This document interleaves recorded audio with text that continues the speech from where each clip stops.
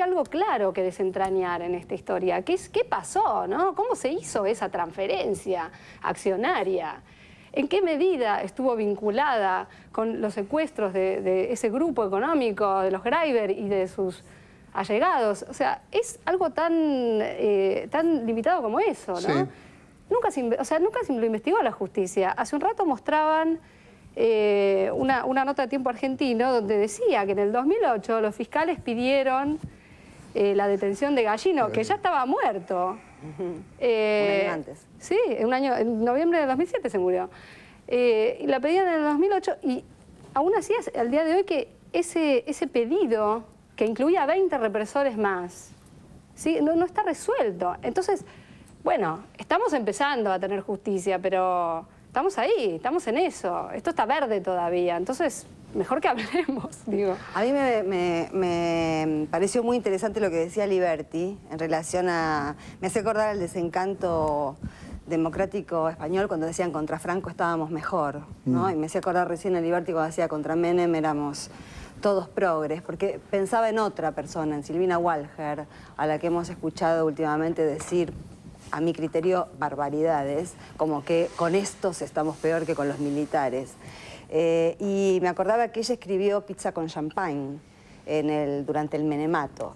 Y yo pensaba que en aquella época, que todos más o menos estábamos de acuerdo, incluso con Silvina Walher, fíjate vos cómo hasta desde el nombre del libro lo que se cuestionaba era nuevamente las formas y no el fondo. Y me parece que ese tipo de críticas al menemismo, cuestionarlo por las patillas, cuestionarlo por las amantes vedettes, cuestionarlo por los boludeces, digamos, ¿no? Finalmente Walher fue una especialista en criticar boludeces, porque el problema de fondo era la política neoliberal. Y digamos, como sociedad, no fuimos capaces de elaborar un pensamiento crítico hacia la base, hacia el contenido, que era la política neoliberal.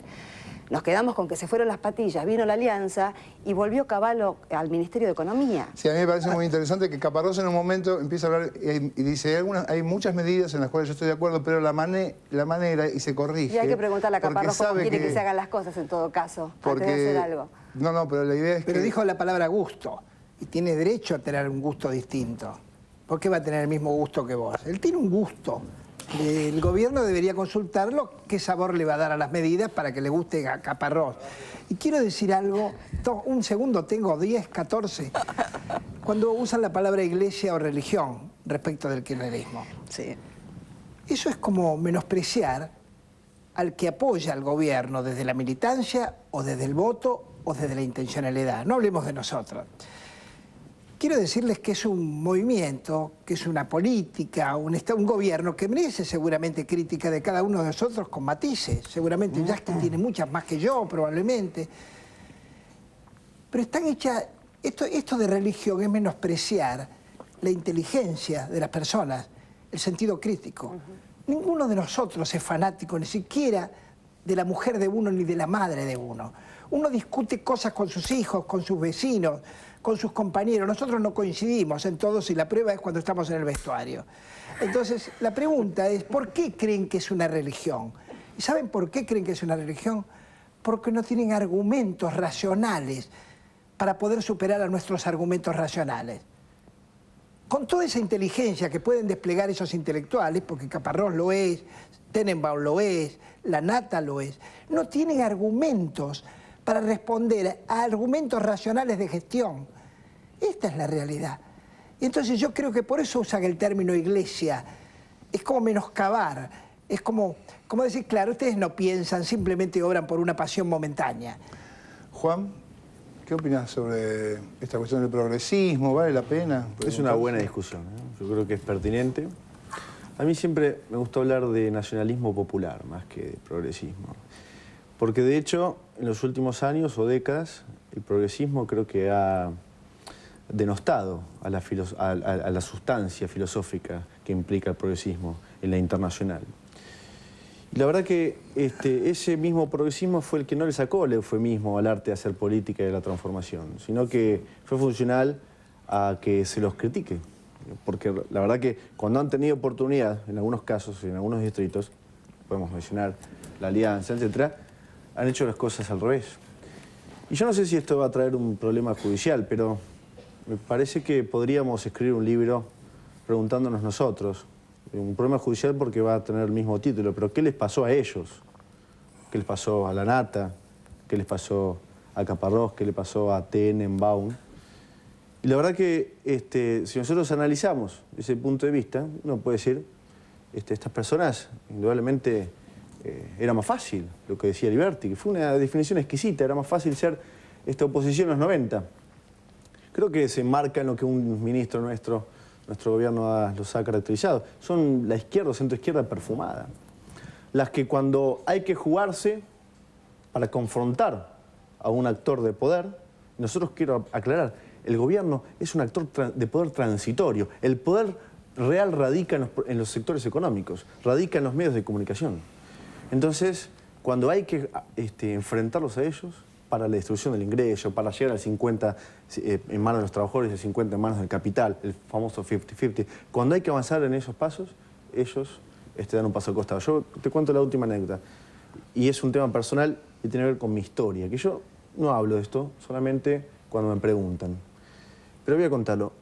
El apropiador, el que me apropió a mí, durante los años 90, cuando aparecía en algún programa de televisión, Tenenbaum, La Nata, otros tantos, los insultaba.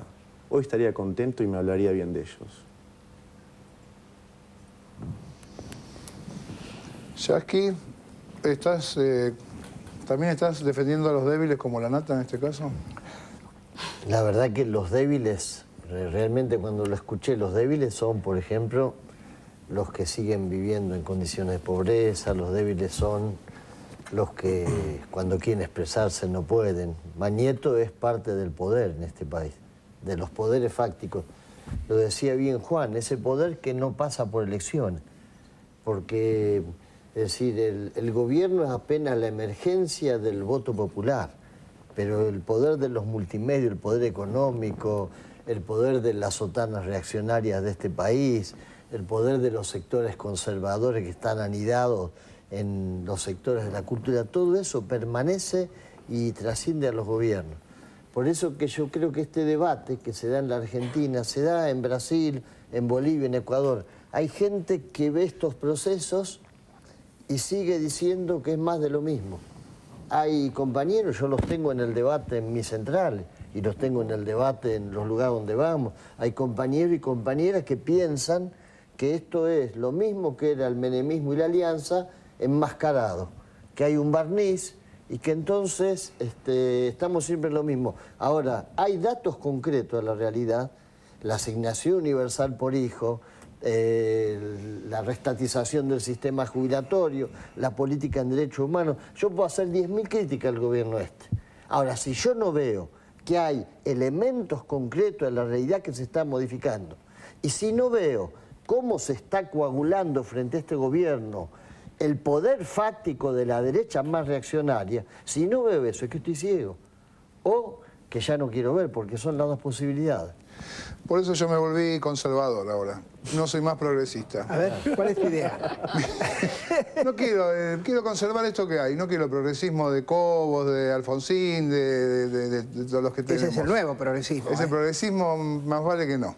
Bueno, ya volvemos con más.